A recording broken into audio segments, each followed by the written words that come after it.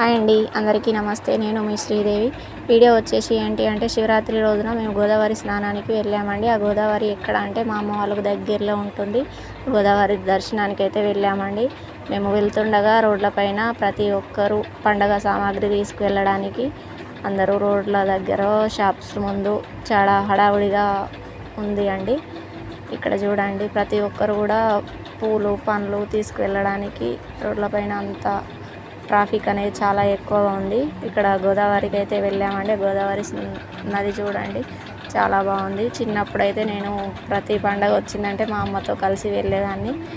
చాలా డేస్ తర్వాత గోదావరి దర్శనం అనేది చేసుకున్నాను.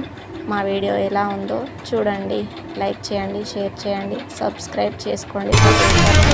పొంగెలే గోదావరి ఊగిందిలే చేలోవరి భూదారిలో నీలాంబరి మా సీమకే